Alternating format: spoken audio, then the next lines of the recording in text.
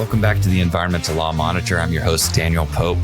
This podcast is brought to you by Bracewell LLP's Environment, Lands, and Resources Group. We're happy you're here with us. I'm joined today by my colleague, Anouk Nouet in DC, and we're excited. I don't know if you're excited. I hope at the end of this episode you will be. But Anouk and I have been teasing around the idea of an environmental true crimes series of episodes. And this is our first environmental crimes unit division of the Environmental Law Monitor podcast episode. So Anouk, welcome. Thanks for joining me today.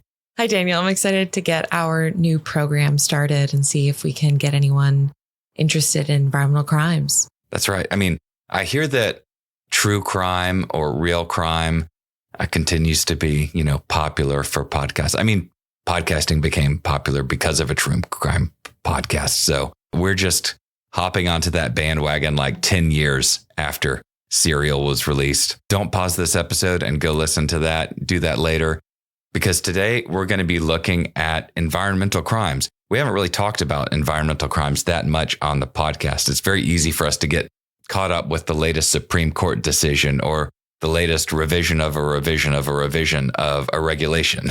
And we don't spend so much time going back to what I think of are some of the basics of environmental law. And of course, environmental law has a host of regulations that apply to the day-to-day business of a company. But importantly, major environmental statutes aren't just administrative. They have criminal enforcement provisions in them. So what we're going to do today, and Anouk, I'm going to let you set the stage for us. But we're going to be talking about a pretty old case, but a pretty interesting case. I mean, it continues to be interesting to me. And that is the case of the United States versus Hanousek coming out of Alaska and set in the Ninth Circuit. And let's take a look at the case. Let's see what we can learn from this important decision on criminal negligence in the context of environmental law.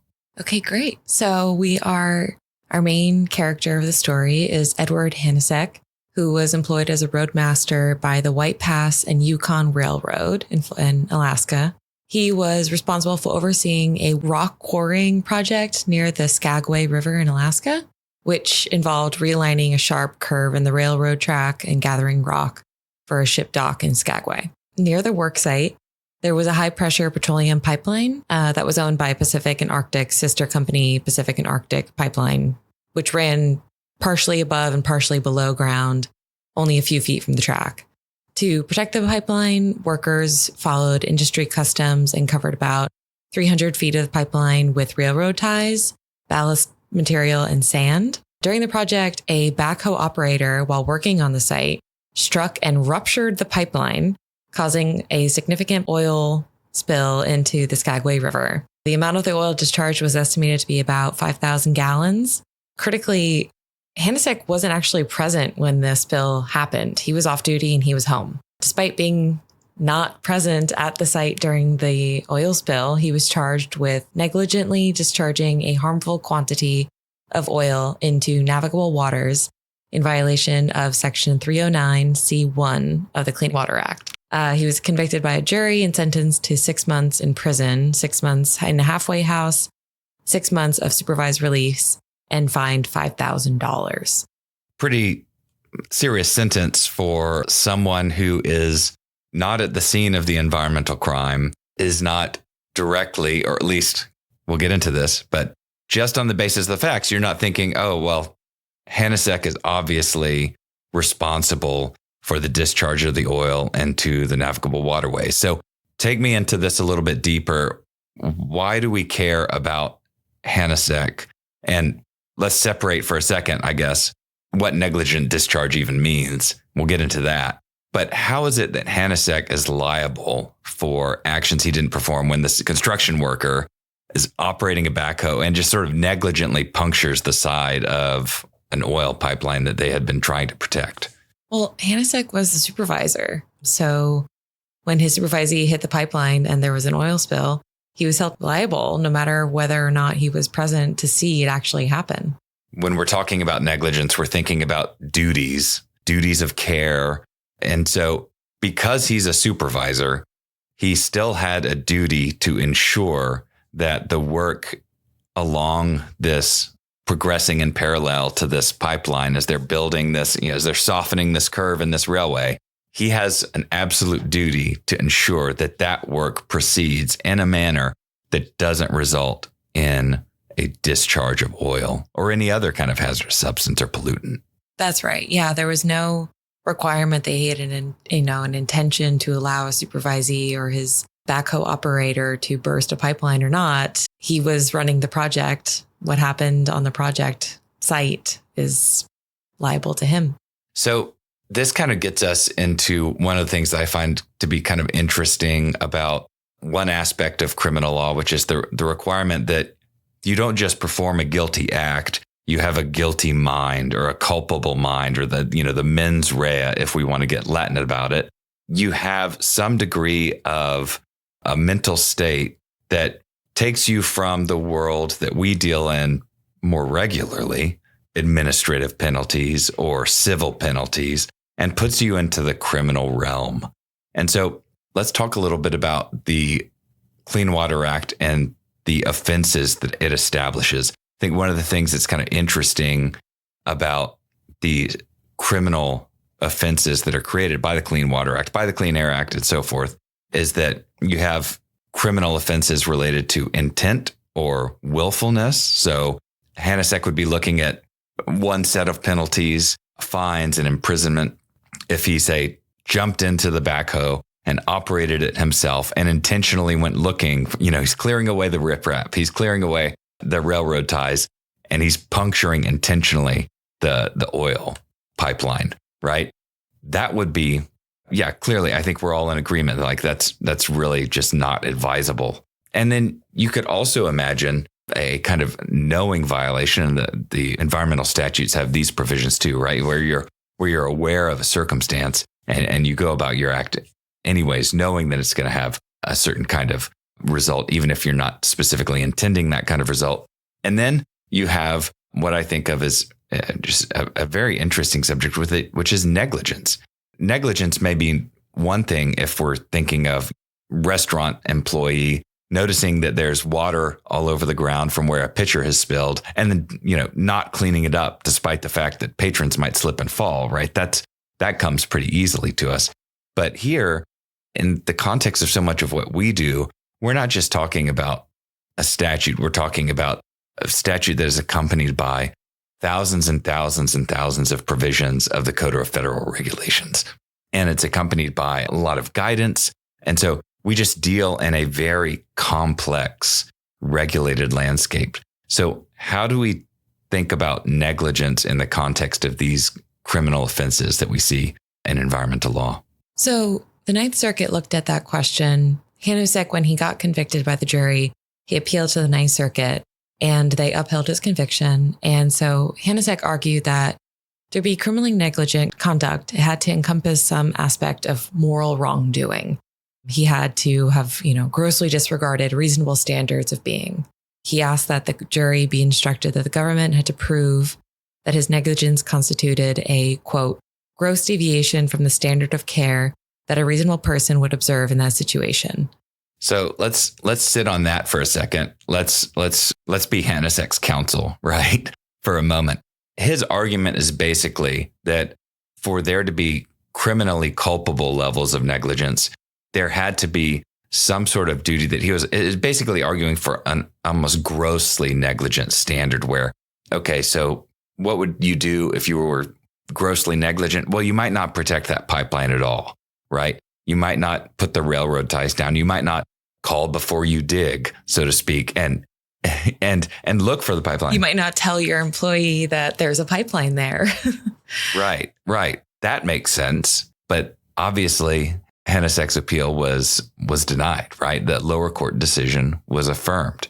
Right. So the Ninth Circuit rejected his argument that there needs to be some kind of gross deviation, finding that the negligence standard for criminal violation of law was identical to that of a civil violation. So simple negligence for the failure to use reasonable care.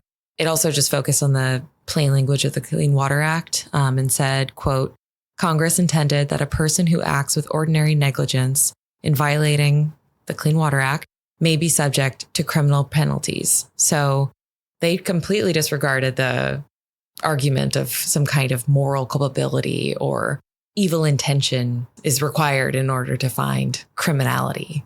That to me is kind of a fascinating aspect of the Ninth Circuit's decision, because they're looking at a kind of standard concept of negligence that you see all throughout tort law, and they're importing that into the criminal offense section of the statute with much more serious fines, much more serious prison time, and continued oversight. As you know, you're in your halfway house and you're on supervised release and so forth.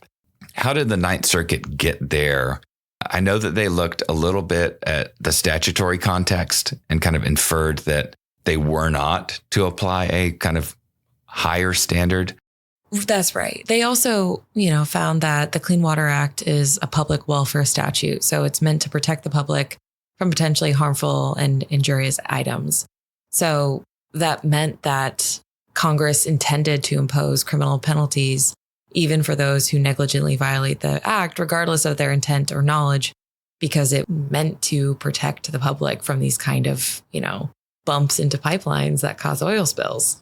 Yeah, basically, you're going to have to, and this is kind of an interesting aspect of the decision, right? You've got the Clean Air Act and the Clean Water Act, which we're so deep into the particulars of these acts that we don't zoom out and see how they fit within the rest of the United States Code, for example. This is a little bit different from the tax code or other provisions, because what we're talking about here, again, according to the Ninth Circuit, is a specific kind of statute. And because the Clean Water Act regulates activities that might result in harm to the environment, harm to people who live along the river, harm to the animal life and plant life along the river, that then you're going to face this sort of ordinary standard of negligence, which results in, for a defendant, a heightened risk of a criminal conviction. That's right. And, something that the interesting aspects of this case continue, because after Hanousek got a, negative result from the Ninth Circuit, he attempted to go up to the Supreme Court on this idea of, can there be criminal negligence on a Clean Water Act violation? And at that ordinary negligence level. Right. And when they got to the Supreme Court denied his petition for cert, but Justice Thomas and Justice O'Connor wrote dissents. And again, this just goes unanswered. There's never been, a continuation of this debate in this context. But Justice Thomas argued that the expansion of the public welfare doctrine to include just ordinary negligence as causing criminal penalty or leading to criminal penalties just abandons the intent requirement for virtually an entire range of industrial, commercial, social, and economic activity in the marketplace, and exposes an overwhelming amount of people and industry and potential personnel to the criminal aspects of the Clean Water Act. Right. And you mentioned Justice O'Connor. This is actually a relatively old case, right? It's from the 90s.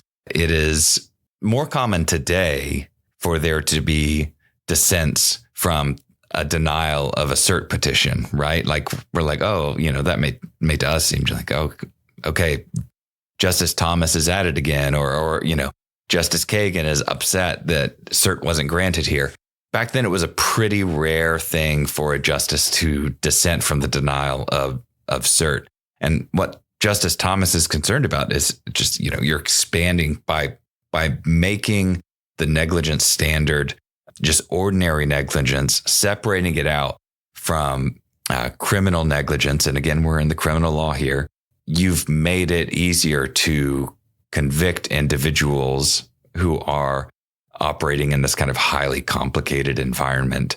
And again, maybe civil penalties are appropriate. Maybe administrative penalties would get the job done. But we're in a different world when we're talking about criminal enforcement. That's right. Especially when it comes to, a jury conviction. One person's perception of criminal negligence is not another. And so having it be this open book is difficult to navigate. And I think it's probably worth noting here that Hanousek is still good law in the Ninth Circuit, right? That approach has not necessarily been adopted everywhere else. Sometimes courts will distinguish the case that's before them from Hanousek on the facts, or they will point to other doctrines. So it's not like this widespread issue in criminal environmental law, but it is still out there. And it is something that an aggressive DOJ might consider in pursuing environmental crimes. Right. The jail time and those kind of more severe penalties when it comes to the Clean Water Act are in the rare bucket. Those are not ones that every person is going to get doled out no matter what happens. But I think this SCOTUS dissent and this denial of cert is something that really leaves this open question. And like you said, a really diligent or a very strong-willed DOJ definitely has it at their disposal if they so choose. And it's kind of interesting. In the flurry of executive orders that have come out of the current Trump administration, one of the ones that it didn't receive as much press as tariffs or other initiatives from this administration, but in May, the White House issued an executive order titled Fighting Overcriminalization in Federal Regulations. And in that executive order, the president's pointing to the Code of Federal Regulations, saying it's almost 200,000 pages long. No one can read it. No one can fully understand it.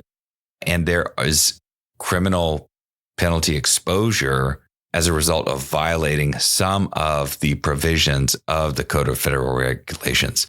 This executive order has been on the books for a couple of months, but it says things, for example, like criminal enforcement of criminal regulatory offenses is disfavored. Prosecution needs to be very well based on statutory and regulatory text. And then the agencies, including EPA, are instructed to go throughout their offenses, their regulatory offenses that have potential criminal liability, and identify clearly that mens rea component, that culpable mind component that is required as part of a conviction. There are going to be certain thresholds for agency referrals for criminal enforcement under the regulations. And so it's just going to be very interesting to see to what extent that executive order is metabolized or acted on over the next 3.5 years or so. Obviously, it's enough of a concern to this administration that they would call it out in an executive order. It'll be interesting to see what follow through there is. But if there is some, and we could see at some point the problems faced by Hanousek at least being addressed in some capacity.